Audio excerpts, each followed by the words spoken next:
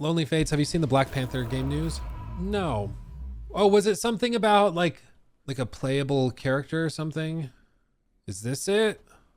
From Game Rant, if one rumor is true, EA's Black Panther will have to avoid one Hogwarts Legacy mistake.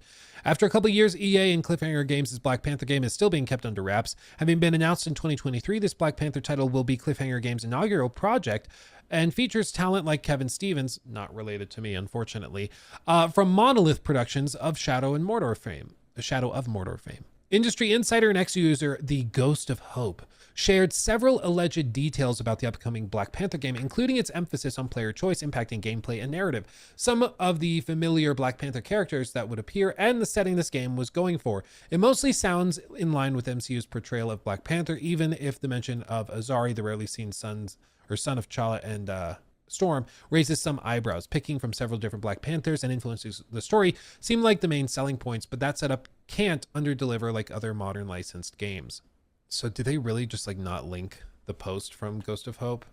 Okay, I'm just gonna pull it up myself. Here it is. Exclusive details on the Black Panther game from Cliffhanger Games. You choose the next Black Panther. Includes characters like T'Challa, M'Baku, Azari, Shuri, Killmonger, and more.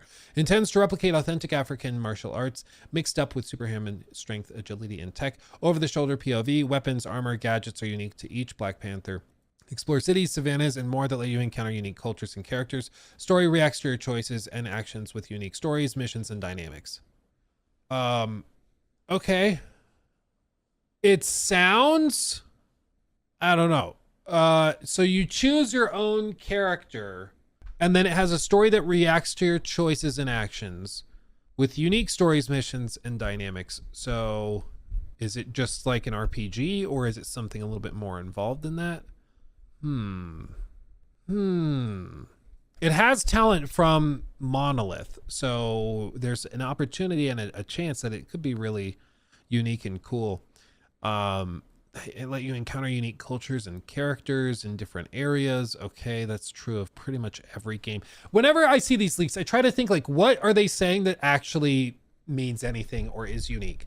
Because in some of these, like, they're totally unremarkable. Like, explore cities and savannas and more that let you encounter unique cultures and characters. That you could say is true also of Avowed, where it's like you explore different cities, towns, villages, and areas and more that let you encounter unique cultures and characters.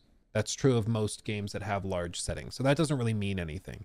Having something like weapons, armor, and gadgets unique to each playable character, that's interesting. It makes me wonder, are you selecting which character you want to play through the entire game with, or are you selecting like per mission? Like I'm not sure what that means. If you're building out like I'm not sure what that would look like. It intends to replicate African martial arts mixed with superhuman strength, agility, and tech. Okay, so I mean, it's going to be punching and hitting people as you would expect with a Black Panther game. Includes characters and you get to choose them. So like, there's not really much. It's not really a lot to go with, frankly, from all of this. Their takeaway in the rest of this article, let's see. It's trying something like the house system, but it already sounds more ambitious. Multiple characters can assume the role of Black Panther. M'Baku and Killmonger are traditionally Black Panther villains, so it's unclear if this is the playable lineup or characters that Black Panther fans would likely recognize.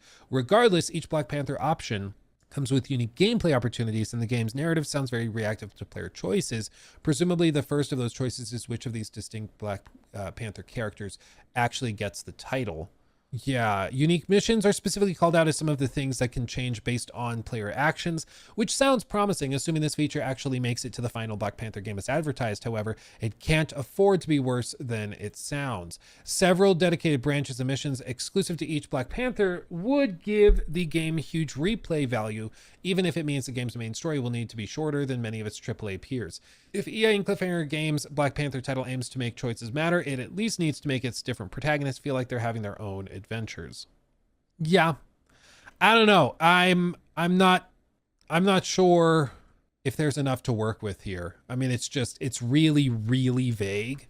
And it's also like some of this stuff can get cut and changed so quickly. Gotham Knights energy. I mean, that might honestly be kind of the style of this, or it could be something even cooler and more unique where it really is like Detroit become human, but there's like multiple playable characters you're going through sequences with, and then they each have their own branching narrative, and depending on how you choose to play, some of them can be killed or left behind at different times. So there's all sorts of different ways that it could go, but it's very vague based on this.